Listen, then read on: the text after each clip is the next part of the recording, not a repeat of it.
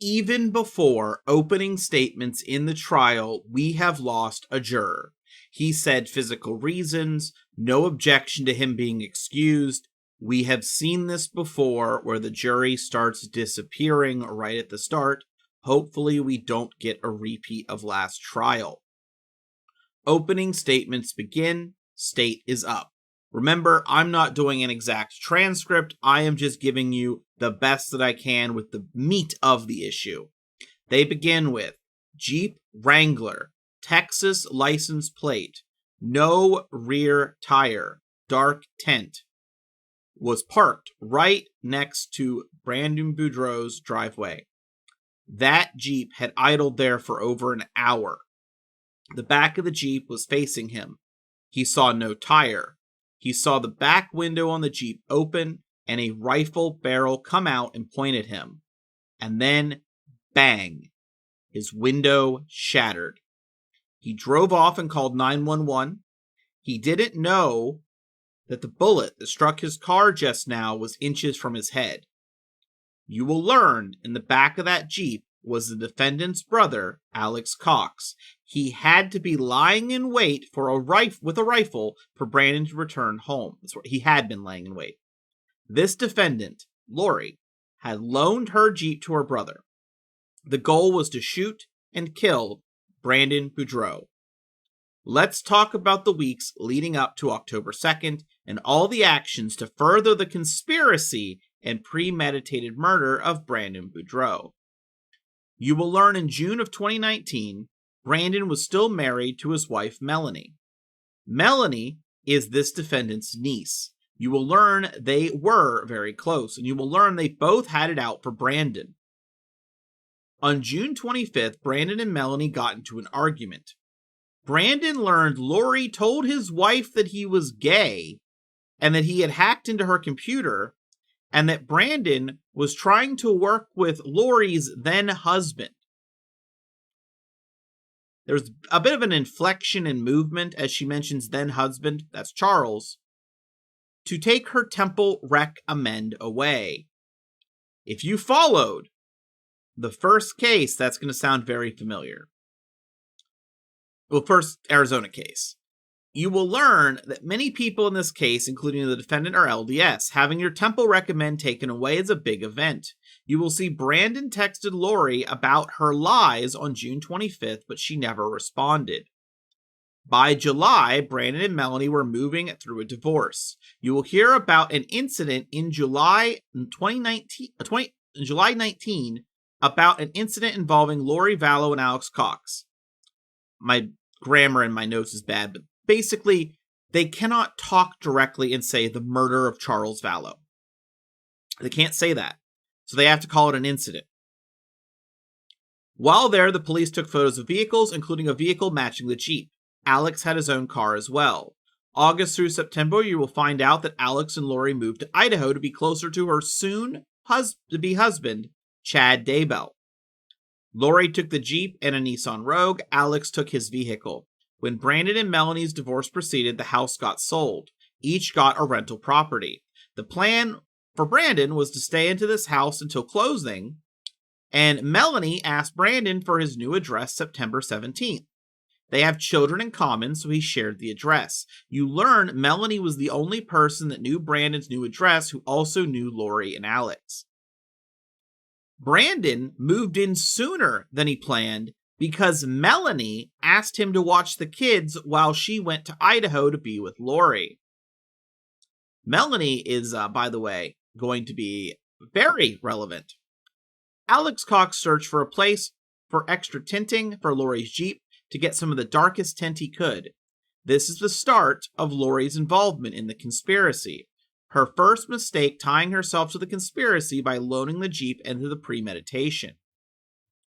Lori and Alex Cox went to Walmart and bought a burner phone. We know both were there because they had their own cell phones. Alex Cox's phone was connected to the Walmart's Wi-Fi at the time the phone was purchased with cash. You'll notice when it comes to phones, Alex Cox is the weakest link, it seems. Lori's phone was using the cell towers in that area. They knew not to bring their own phone during the attempted murder because it can be tracked. Alex made a mistake. He used his burner phone to access his Google account. Alex searched for window tinting, shooting ranges, and searches about angles and trajectories. You will see the morning before he searched Brandon Budro's address, and after the shooting, he searched for a way to escape Brandon's address using back roads. And then it follows his path home. Lori used Google to search before Alex's trip how to get the back seat out of my Jeep Wrangler. She also looked up a YouTube video how to do it. This defendant continued to be a co-conspirator by searching how to remove the seat. On September 30th, she aided Alex by becoming his ally. Alex Cox's phone moved from his apartment to Lori's apartment and stayed with her. The burner moved to Arizona. About an hour before the shooting, Lori created the alibi.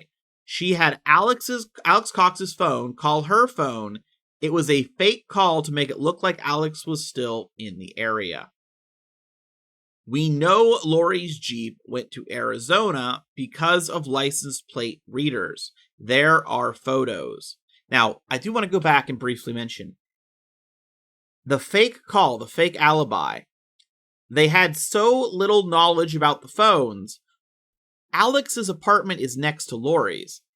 If they had left his phone in the apartment and she went over there and called herself, it could have looked more real. This is why I think Lori is so against the phone data coming in all of these cases, because they seem to have completely forgotten it was relevant, except for getting that burner phone, which was completely irrelevant because he then signed on to Google. The police recovered the Jeep and did search warrants on it.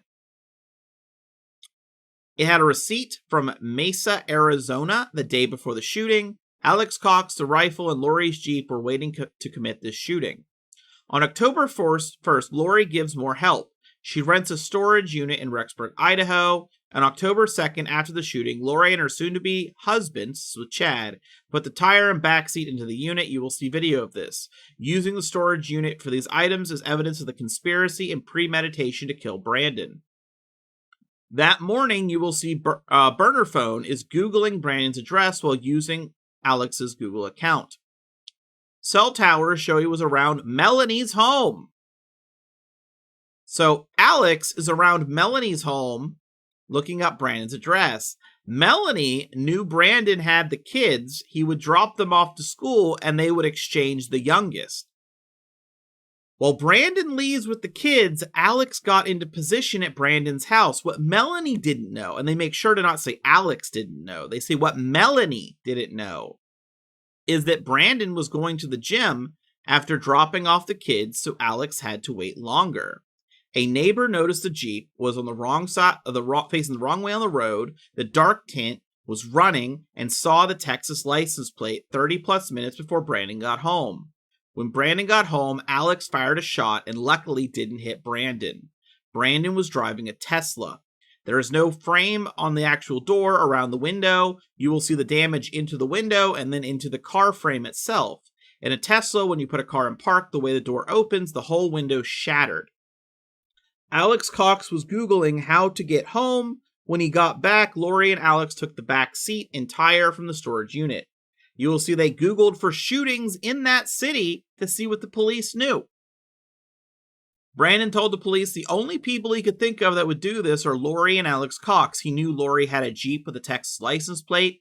He connected it to the incident in July, the murder of Charles. Remember, they can't mention that Lori is guilty in the conspiracy to murder Charles, and that's why Brandon suspected her. Lori's going to use that in a bit. Just, Lori's going to use that. Like, well, he immediately guessed me.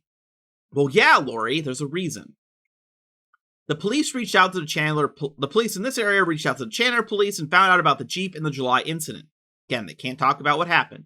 They reached out to police where Lori and Alex lived. They went to the apartment and saw Lori, Chad, and Alex at the complex. They returned a few days later, but no Jeep.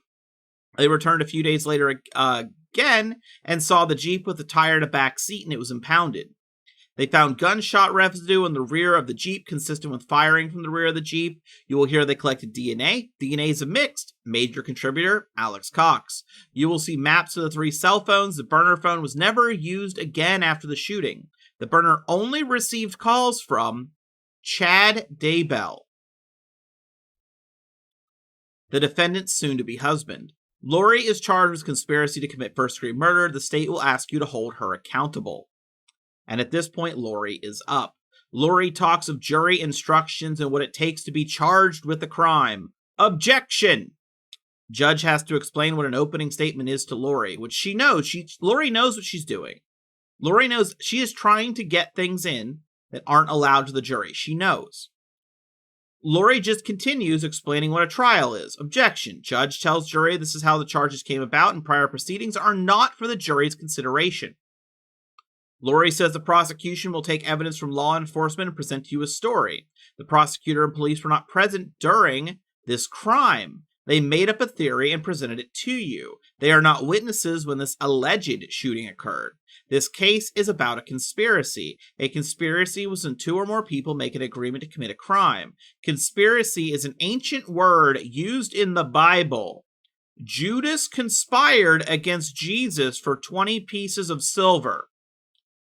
Objection, unless this is being presented at trial. Please, Lori, somehow present Judas at trial. I think I know how she might do it. I think there is a chance that Lori, and she's going to get to this later, she is going to try to claim that Brandon worked with the police to conspire to actually pin this on her, and that is comparable to Judas. You'll get there. We'll get there. I just want to just keep that in the back of your head. Judge allows briefly, but says Lori is testifying. The charge is that I conspired to murder with Alex, my brother, against Brandon. Lori starts giving her backstory about knowing Brandon. Objection. They approached the bench. She met Melanie when she married She met Brandon when he married Melanie. Lori was there for the birth of their children. Brandon will say someone shot at his car. He wasn't sure. He didn't know what happened, but immediately blamed me. Was I an enemy to Brandon? This is news to me.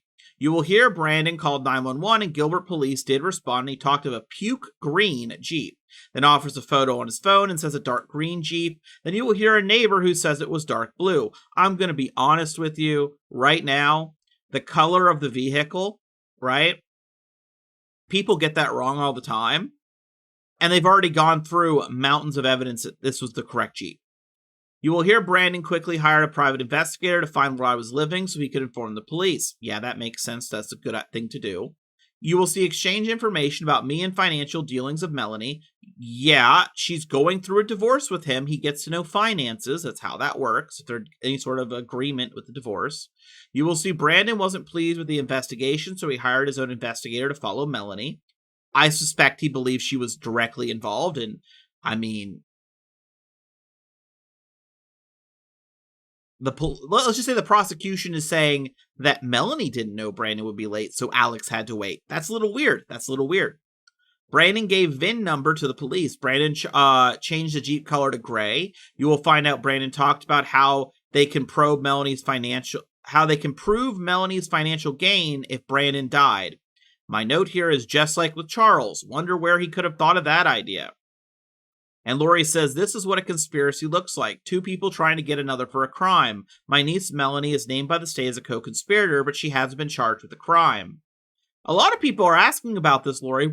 I don't know if we're ever going to get an answer, but there's an objection, and the jury is told later that not all may be charged or called as witnesses.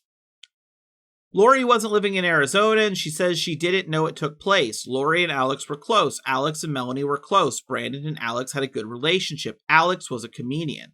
Lori says Alex passed away from natural causes, so he is not here to defend himself. Objection, and the judge is fed up, rubbing his face, and says that what is said in opening statements is not evidence. Lori says she's the only co-conspirator charged with a crime. Lori says the state has 100% burden. Objection, argument sustained. The jury will get jury instructions about burden. Lori says, I do not have to testify. That is the law. At this point, I don't think she's testifying again. I don't think she's going to put on a defense again. She didn't get her witnesses. She's just going to have her revenge tour with prosecution and move on. The state must prove I conspire with my brother to murder Brandon. I am innocent until the government proves I am guilty of a crime. Was there a crime at all? Did a shooting occur? Only Brandon claims it did. No, the police claim it did too. The investigators claim it did. The evidence claims it does.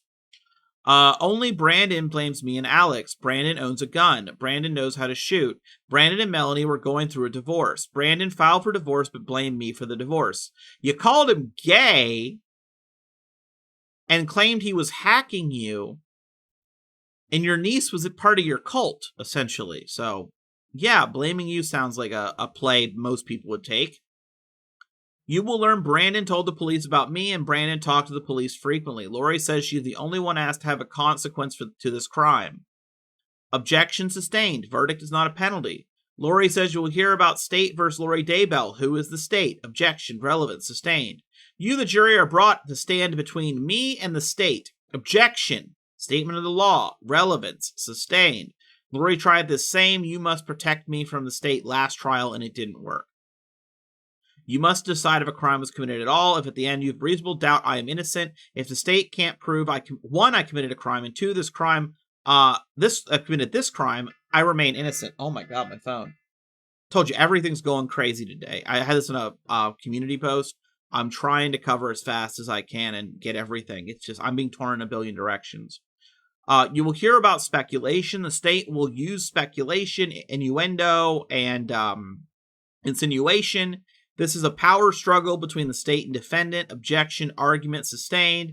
They want to convince you that a fact of the speculation, innuendo, and insinuation, that they knew what I was thinking. What I was thinking, planning, what motivation or benefit I would gain. I love all people.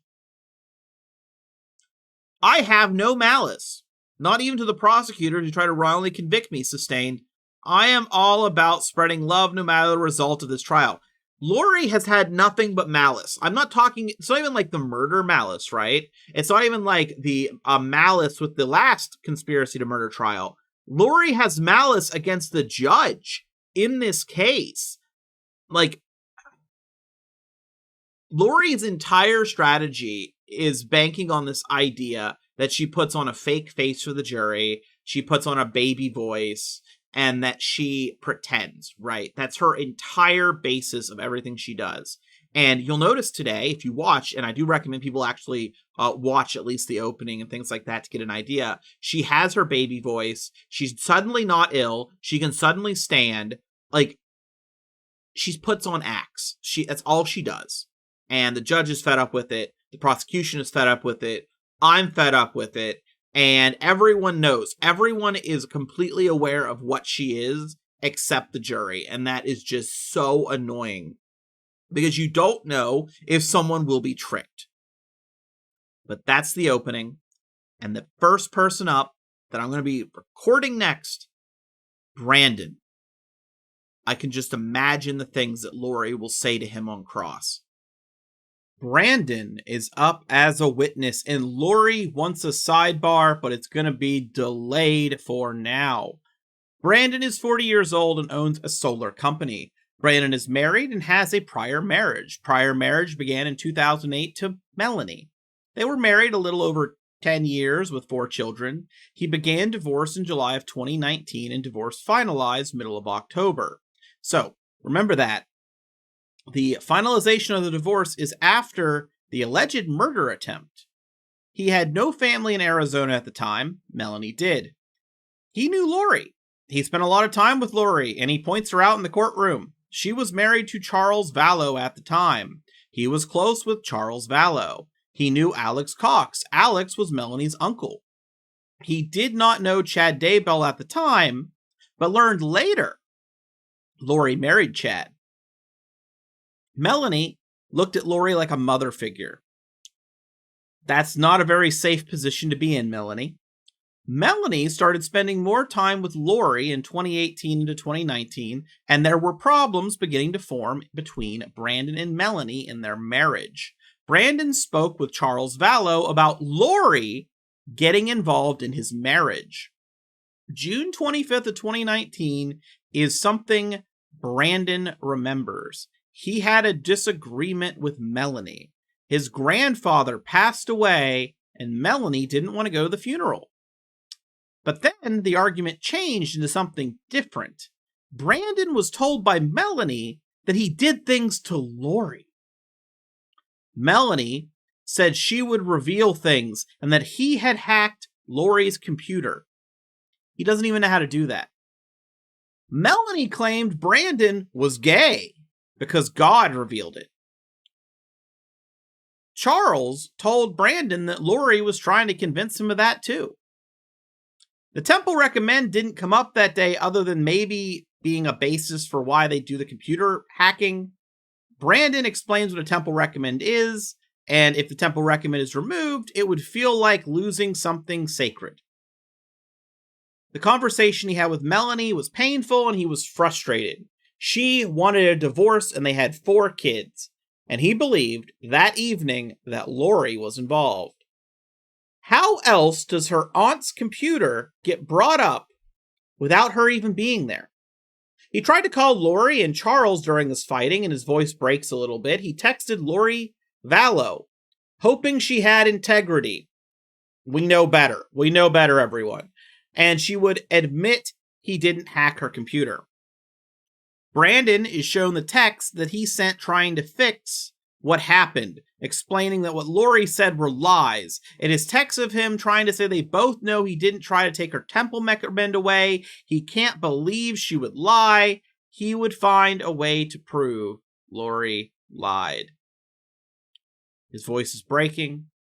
The Temple Recommend was just one lie, and actually the gay lie he learned after the Temple Recommend lie. He couldn't convince Melanie that Lori was a liar. She wouldn't talk to him alone anymore. He didn't want a divorce, but did as she wanted. They used a mediator. Now remember, Lori is saying he filed for divorce, right? That was her little thing in the opening. But remember, he is saying Melanie wanted it. I went along with what Melanie wanted. So maybe Melanie, maybe Brandon, I don't know why he would do it first if he didn't want it. Maybe he was hoping it would be like a goodwill gesture because they went to a mediator, or maybe he thought he could, if he's the one that instigates it and things get fixed, he can stop it. I don't know. I don't know what his thought process was, but Melanie wanted a divorce. And I'm sure Lori is going to argue against that at some point. They agreed to have joint custody of the kids, and they had a house they needed to be sold. Brandon found Melanie a rental house. Brandon lived in the house they were selling until it was sold. At least that was the plan. Melanie moved out in mid-July, and the house sold in September, which is when he started looking for a new house. And he found one. And he tried to have it a couple miles from Melanie because they agreed that they would be close for the kids. He was going to live in the old house until the end of September. And then October 1st, the money would be split between him and Melanie for the old house they were selling. The marital home. Let's use that phrase because of Sarah Boone. She likes that phrase. She likes to use that phrase when she wants more money that she's not entitled to.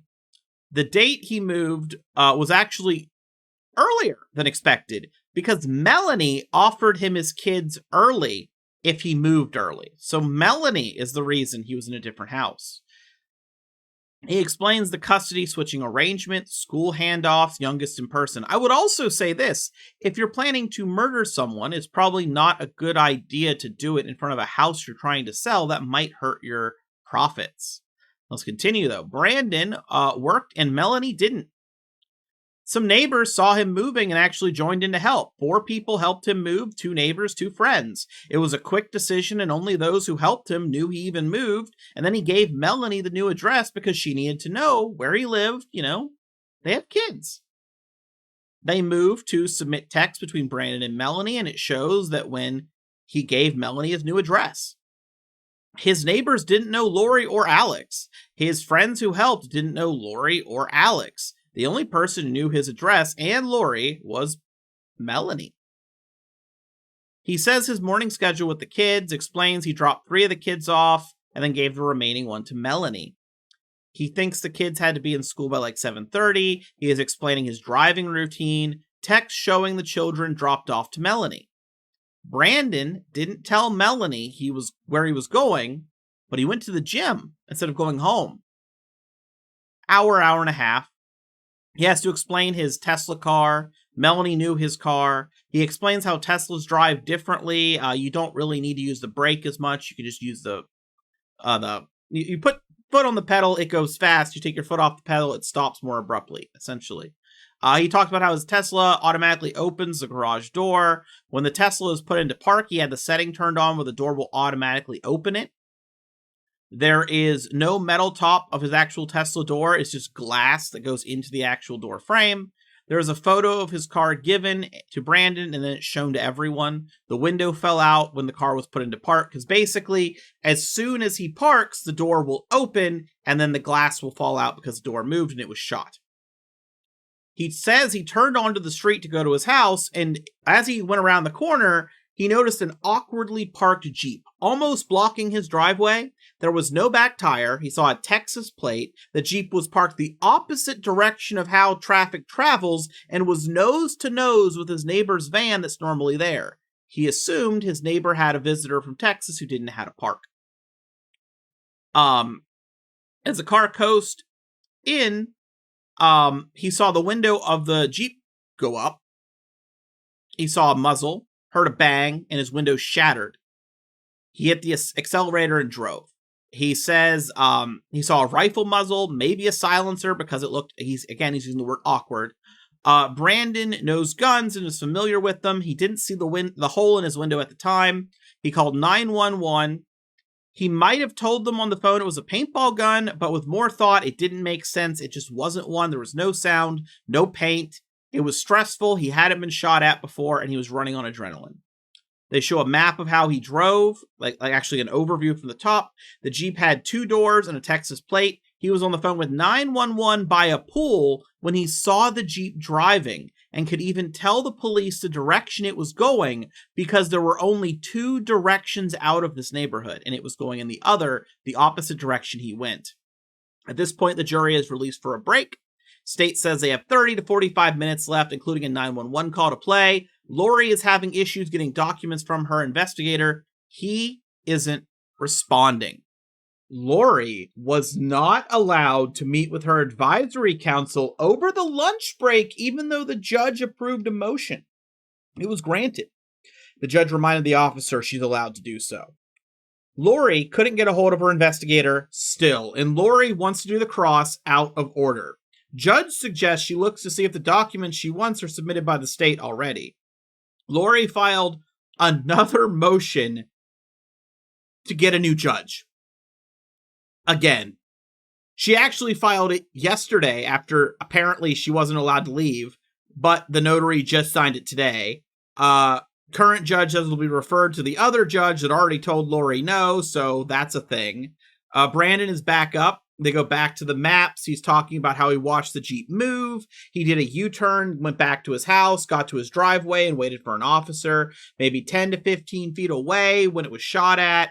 He might have said 20 feet at the time. They're showing photos where he lived with cones to represent things, and they point out how the Jeep was literally right on the edge of his driveway. You can see the white van it was nose to nose with. There's like no space. Comes in with an estimate of where he was at with the street with the cones. He hadn't started to turn yet when he was shot. He describes the muzzle and he retells his drive back. When he parked, the window fell out because it's a Tesla that automatically opens the door. It was shot. It was shattered. It just fell out. He thinks he waited in the car for the officer because they told him to. First time he saw the exterior of the car was with the officer when they both looked at it, and the officer pointed out the bullet hit. They show the bullet hole. He was scared, and he called 911 and had breathing problems after he was shot at. The 911 call is submitted, and they play it. He says someone shot his car window. He drove off. He has no idea who it is. He just moves. He saw a Wrangler Texas plate, Jeep Wrangler Texas plate. I couldn't tell if he said it was all green or olive green. Dispatcher thought olive green, but again, heat of the moment. Are you going to get the color right? He says he thinks 2 people, since they drove off so fast. Mind you, of course, he has no way to know there's not like a seat. Like in his mind, he might be thinking they're climbing over multiple rows of seats to get to that driver's seat. He said it could have been a paintball since he didn't see where the bullet went in. There was no hole in the window, but the window is shattered. He waits outside for officers, confused if it's a real gun because it should have gone through his window. After listening, he says he didn't know during this call that his car had been hit. Remember, he didn't know it was shot and hit until he was outside with the officer. The crash sound in the audio was actually his window falling out because he parked. He thought maybe two people because he didn't know how quick they could get through the vehicle and drive. Back to the maps, they don't show it on the feed, so that's annoying. He says the officer pointed out the bullet hole in his car, and he asked if he could sit down because he was overwhelmed. He was trying to figure out before why there wasn't a bullet hole in his window. He texted his father, someone tried to kill him. He was thinking how close he was to death. He asked if his business partners could come stay with him. He had to give them the address because people didn't have this address. When he spoke to the investigator, they asked, do you think anyone might have wanted to harm you? And he could only think of Lori Vallow and Alex Cox. And he told them that it thought it was related to the incident in July. Remember, the jury is just being told incident in July. They do not know it is a conspiracy to murder Charles Vallow that had him killed and Lori's been convicted. They don't get to know that. He told them about his wife's relationship with Lori Vallow. He told the police Lori had lived in Texas because it seemed relevant. It was a Texas plate. Other than the neighbor and friends and Melanie, those are the only people that knew where he lived. He didn't know where Alex or Lori lived. In July, he knew Lori lived in Chandler, Arizona. Melanie moved out of Arizona by the end of October. So Melanie moves out of Arizona after this. And where does she move to? Next door to Lori Vallow. That was a moment. The judge calls a break to sort an issue. Lori has no exhibits she needs. Her investigator has her full Brandon file, but the state's willing to just go out of order so they can proceed. The jury will be told it's out of order. State needs to talk to their witnesses, so 15-minute recess.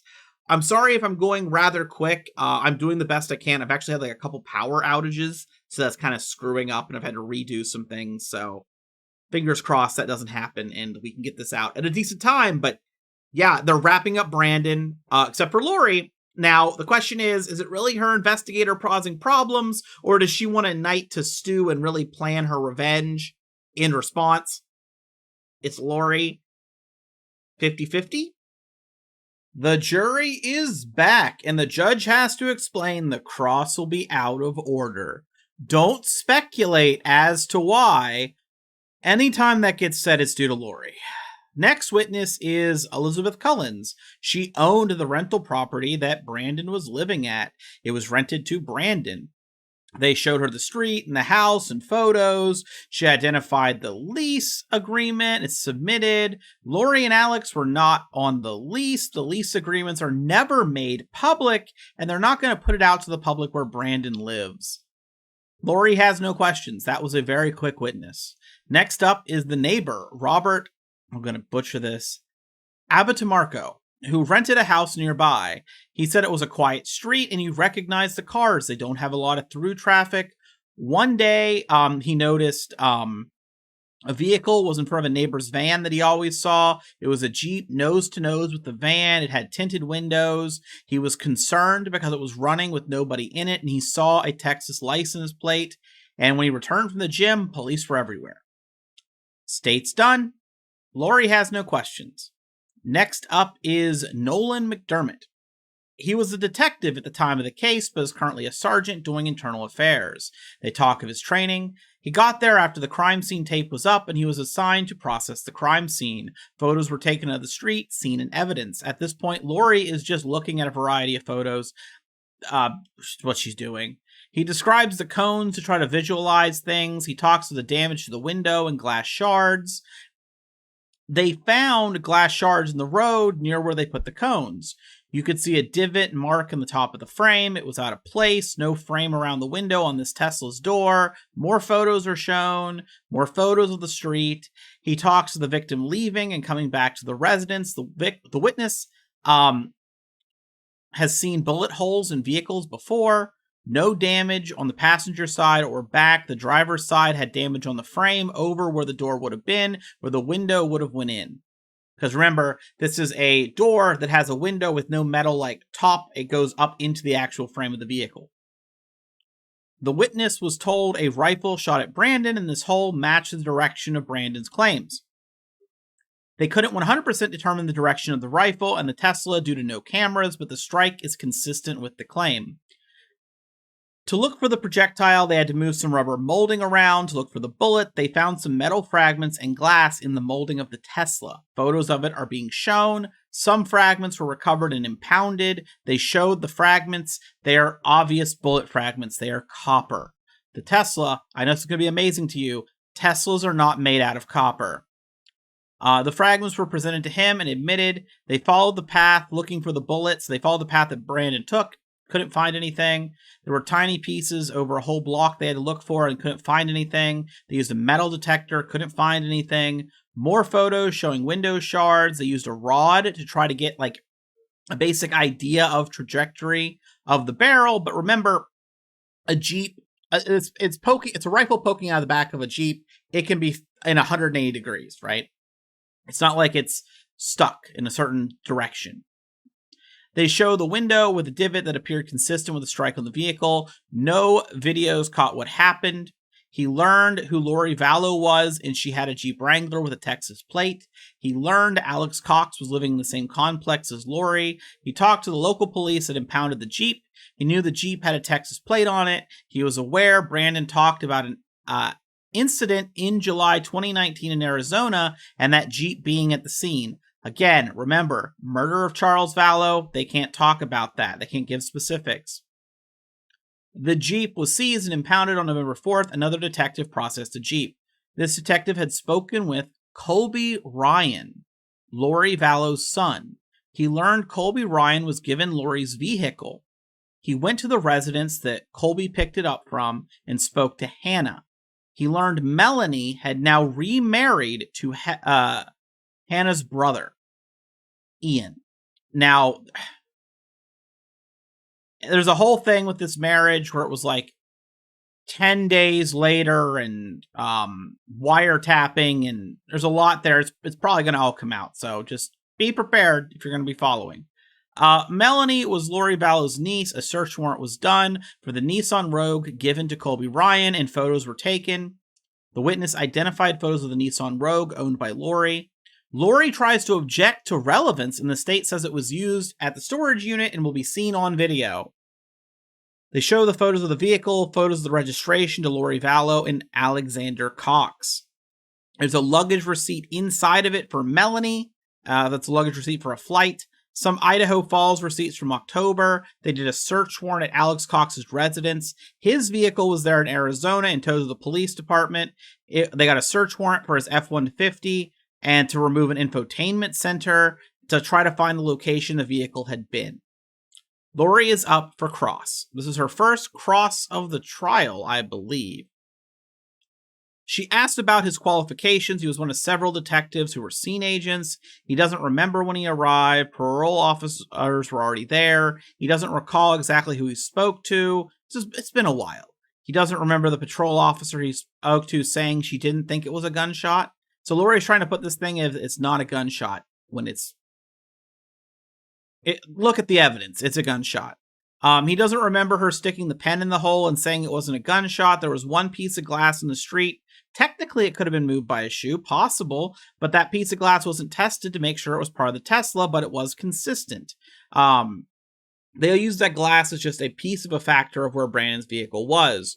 Lori asked, wouldn't there be more glass shards if there was a bullet explosion? He says he doesn't know. Lori asked again, objection sustained. Remember, this is like a laminate on this glass. So the bullet went in, a piece, it appears right where the bullet went in, fell out, and the rest of it was essentially held together and is in a lump, essentially, on the driveway with the laminate.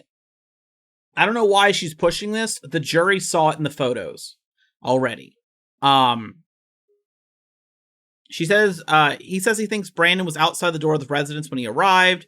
Lori mentions Brandon's friends, and he now remembers them too. Doesn't remember where they were. He doesn't recall them walking in the driveway. He hasn't reviewed the body cam. He doesn't remember ever watching the body cams. There was no glass in the garage that he knows of. He doesn't remember if it was searched, but he didn't do it. Remember, the garage was open because the Tesla automatically opens the garage when he arrives, not because Brandon opened it. He doesn't remember if the garage door was open when he was there. He doesn't know if anyone searched the garage. A lot of repeating. Laurie is very big on asking the same question a billion times. In his report, he mentioned Brandon making a U-turn to follow the shooter, but in testimony said he went around the block. He explains that Brandon did a U-turn and then went around the block. Yes, turns out eventually you do make turns, Laurie. In his report, he says he followed Brandon followed the suspect briefly. I mean, listening to the way Brandon was telling it, there are two ways out of the area. Brandon went one way, the shooter went the other. So if he's heading back to his home, he is technically heading in the same direction that the shooter is going, because the shooter was if you go to the right and someone else goes to the left and you turn around to go back to your house, you have to go to the left as well. Essentially, that's what this is. And she's trying to I don't know why she's focusing on him following him, because they just went in the same direction. He said he doesn't know who told him about following, but he heard it on the scene. He didn't remember Brandon saying that to him directly. There wasn't a complete projectile found in the vehicle, just fragments. The fragments weren't tested to see if they were part of the Tesla. It was consistent with other fragments he had seen. Laurie asks, in our modern world, couldn't they test to see the gun it came from? Objection, speculation. He said he wouldn't know. He doesn't know. He says his experience, they test complete projectiles, not fragments. Can't tell what type of gun it is from a fragment. Laurie says fragments can only be tested if they come from a gun. Again, she doesn't know the limitations of the test. Laurie is weirdly like, why didn't you test? Why didn't you test? Why didn't you test? There's nothing to test. If you looked at it, it is a mangled piece of metal with a copper jacket, right? There's no testing. It's obviously a bullet. Excuse me. It's most obviously a bullet. There's nothing you're going to get out of it. Laurie, maybe if you had other bullets that had different types of percentages and you were matching it to a certain batch of bullets, sure, testing, but they didn't have that as far as we know. Laurie asks, why wasn't it tested to see if it wasn't a bullet fragment? He says it just wasn't tested. He explains how the fragment was removed. He doesn't remember how long it took to find it. He doesn't remember how they removed it specifically, probably with just a gloved hand. After being an evidence bag, it was impounded. Any detective could have sent it out for testing, but it wasn't tested. Laurie asks why he didn't order testing, and it didn't need tested, didn't come up. Laurie says he didn't test because he thought it was a bullet hole. He says the damage was consistent with a bullet hole. The fragment appeared to be consistent with a bullet. Laurie asks if you could hit the vehicle with a tire iron, and the witness makes her repeat that because that's weird. The witness says the damage was consistent with a bullet hole. Nothing made it look like anything else. He doesn't think it could have been anything else. Now we had a 10-minute break. I just kept going. After coming back, the witness said he didn't see the Jeep himself. He wasn't given Jeep measurements. He didn't measure the Tesla. Laurie asked for specific measurements again, and he doesn't know. He didn't put the rod in the Tesla. There was no trajectory testing done. He was present when it was inserted. It was just to visualize where the projectile came from. Laurie says all this information he's going off of comes from Brandon. He said Brandon did a statement and the evidence on the scene was consistent with it. He isn't a trajectory expert and can't speak on the department's employees' training. Now, redirect. Bullet hole in the Tesla. There's a hypothetical of a tire iron hitting the Tesla. Why doesn't it make sense? Looked like a bullet hole. Indentation, scuff mark, fragments, all consistent with a bullet. The fragments were copper in color. Bullets are often wrapped in copper casing. Nothing about the bullet looked nothing around the hole looked nothing around the hole looked like anything but a bullet. It was a projectile fragment, and nothing. My notes are weird here because I think it was also weird how they were saying it. Basically, Laurie was kind of suggesting that maybe this wasn't a bullet fragment, right? That fragment is copper. Nothing around the area that was struck is the same color or anything like that. It's not a part of the Tesla. That's what we're getting to, right? It's not part of the Tesla that came off because someone hit it with a tire iron. The totality of the evidence makes sense. The fragment on the driveway was mostly held together with a film. The shards inside the Tesla were consistent with the shard in the street. There was no evidence of anything to do with the garage. He learned later that a neighbor actually parked a Jeep in the same location Brandon said Lori's Jeep was. So basically, Lori's going, well, you didn't measure the size of the Tesla and the size of the Jeep. And he just kind of gets to slip in there. Yeah, a neighbor parked their Jeep in the same location, showing it fit. That just kind of got fit in there, right? That's small, but that's if the jury remembers it. There wasn't a gun to compare the fragment to. He only submits bullets, not fragments. He has no doubt it's a bullet fragment and a bullet hole. The rod in the projectile hole was to give a representation. The hole was consistent with Brandon's claims. That person's done. Next up is David Freer, detective for Gilbert Police. I'm sorry if I'm going so fast. I'm trying to catch up. Long day. They do his credentials. He arrived to a scene with taped and marked cars. He was there for a gentleman shot at before he pulled into his driveway and called 911. He took photos, collected evidence, coordinated with those on the scene. He saw the Tesla, saw the bullet holes in vehicles before. He was trained to process crime scenes. They show the driver's side photo with the hole. It was consistent with a bullet hole, totality of the circumstances. Victim said he was shot at. It was clean into the metal. They found the piece of the projectile. It was clean, and the shape showed it to be a bullet. It showed a molding in the fragment. The fragment, you can see things like copper jacket. There was some on the fragment. This fragmentation is what you would expect with a shot like this. No cameras were found that caught anything. No more fragments were found, but it was a large scene, and they were looking for very small pieces. He helped with a search warrant on Alex Cox's F-150. They introduced photos from that search warrant.